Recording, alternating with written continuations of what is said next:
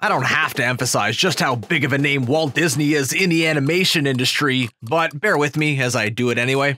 Walt Disney Animation Studios has been around for almost a century and contributed benchmark practices to the art of making live cartoons. Contemporary animation cannot be studied without looking at the techniques which Disney introduced. So let's dive right into this video and see how Disney influenced the animation world. The idea of a classic fairy tale is almost synonymous with the rosy image of Snow White surrounded by the seven dwarfs, and Walt Disney holds the entire credit of conceptualizing and pushing the creation of the animated Snow White. Snow White and the Seven Dwarfs is a hallmark film in the history of animation for more than one reason. Taken from the pages of Grimm's fairy tales, the movie was Hollywood's first fully animated feature film. It had an astounding cultural and commercial impact, attracting enormous queues of audiences outside theaters when it was released. And to give you some perspective, Snow White made $8 million in box office sales at a time when a ticket could not have cost more than $1. It was the first film to have merchandise out on the day of its release, and this was perhaps the first time that ladies' fashion trends were getting inspired by a movie. Oh, and I wasn't even done yet. Snow White and the Seven Dwarfs was also the first film soundtrack to be released in the form of phonograph records. Yeah. Last but not least, another profound thing that Disney did with Snow White was to explore an entire story as a movie narrative. No one had seen it done before, and the only cinematic version of Snow White that existed before was a silent film. 101 Dalmatians, 1961. 101 Dalmatians is based on a novel by Dodie Smith that used to be published in a woman's magazine as The Great Dog Robbery. The redefining film came after Disney's Sleeping Beauty had performed moderately at the box office and put the studio in a financial crunch. Its commercial success pulled Disney out of its crisis, and this triumph is in most part the result of outstanding animation.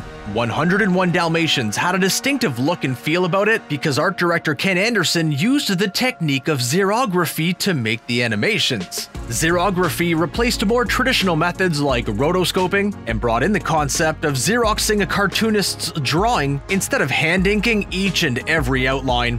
What it basically did was decrease the production costs as well as the time it would take to make the cartoons, and Disney became the pioneer of using xerography for a full-length motion picture. What's interesting is that Walt Disney himself was initially not impressed with this method, which had been tested in a limited capacity in Sleeping Beauty. He thought that the overly artistic look produced by xerography compromised the element of fantasy in animated films. That said, 101 Dalmatians pivoted Disney's attention away from musical fairy tales towards a new type of storytelling, so it was all good. After creating single-character focused movies like Oswald the Lucky Rabbit and Mickey Mouse, Disney made a groundbreaking leap into the world of flora and music.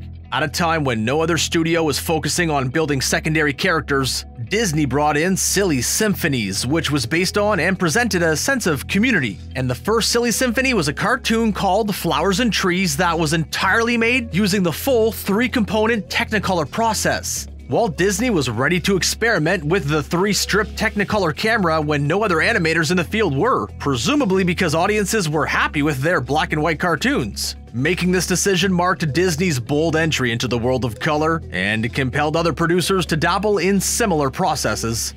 Disney introduced the very first sound cartoon in 1928, which then turned into a universally recognized icon and representation of the studio itself. This project was the hallmark animation known as Steamboat Willie, aka the film that publicly introduced the Mickey Mouse to the world. Just an FYI, Mickey's first real debut was in a film called Plane Crazy, which failed to capture commercial distributors and was thus released a year after Steamboat Willie. And now that we're talking about it, let me tell you that even Plane Crazy was a pioneering film in its own way. It was the first animated film to utilize a camera movement and physically move the artwork to generate various depth perceptions. As with most other trends, Disney was early to recognize that synchronized sound was the way forward, which reflected in the enormous amounts of love that was showered on Steamboat Willie. This move exemplifies the golden age of Disney's storytelling and the legacy of innovation that the studio stands for today. You could argue that Toy Story belongs on a list of Pixar's achievements, and you definitely would not be wrong, except it is also inseparably linked to Disney. Not to mention that any list about hallmark moments in the history of animation would be dangerously incomplete if it didn't have Toy Story on it, so here we go.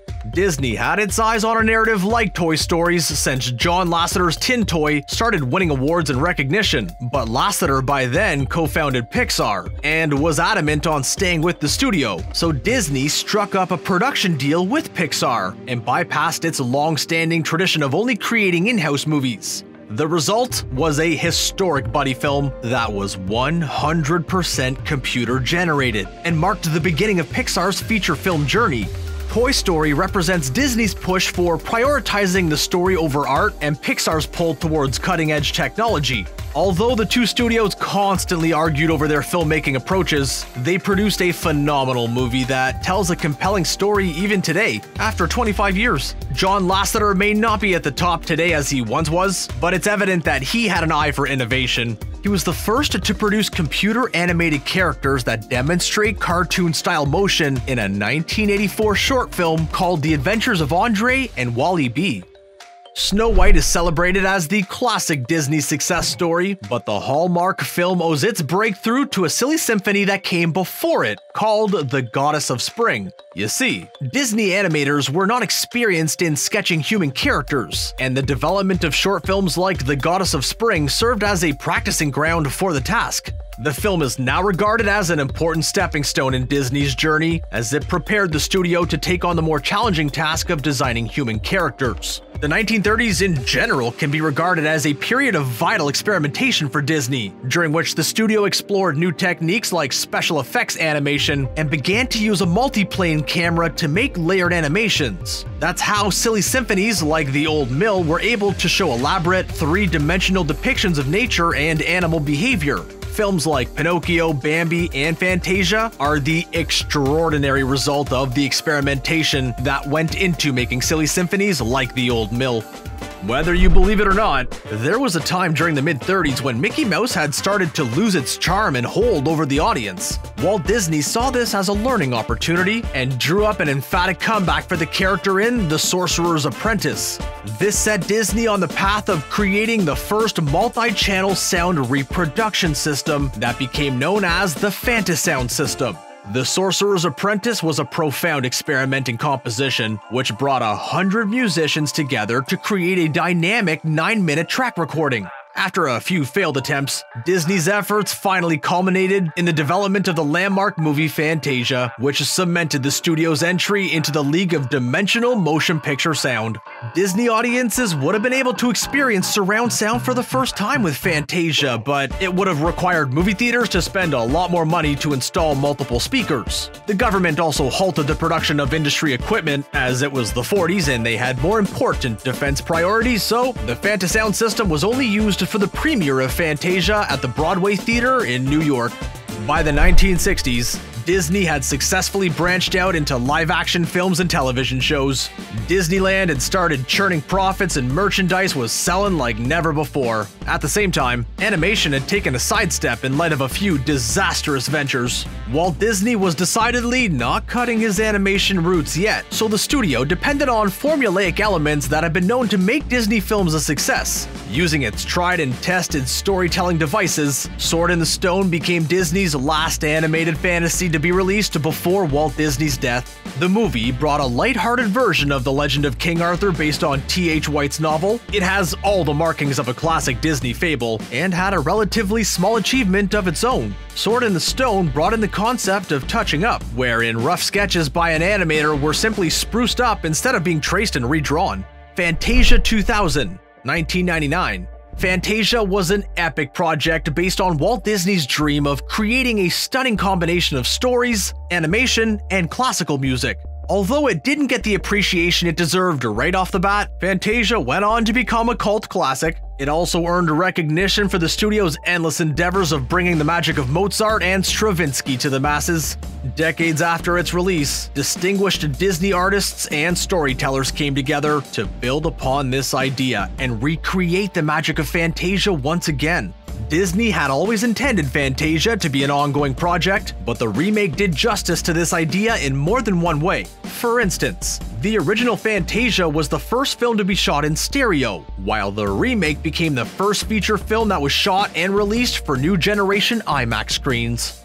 After the golden age of Snow White and Sleeping Beauty, animation projects at Disney had started taking a step back, and new releases were quickly fading into obscurity. The studio had started redistributing its legacy over a more diverse range of offerings, and animation was understandably placed on the back burner. Even the commercially successful projects like 101 Dalmatians were made on extremely low budgets, and audiences had become immune to the charm's animation.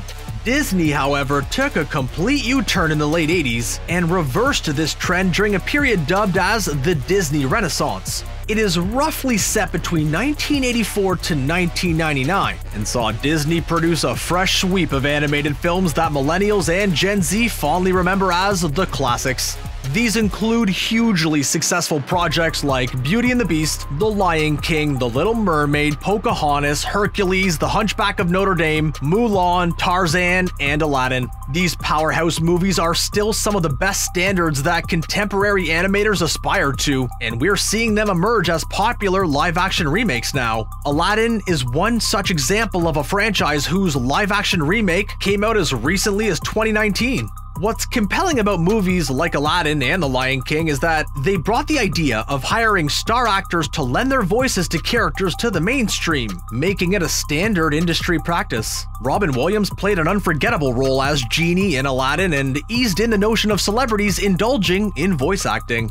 Thank you for tuning in, Screen Ranters. Leave us a comment below on what you liked about the video and keep subscribing to us to keep up to date with all the latest content. See ya!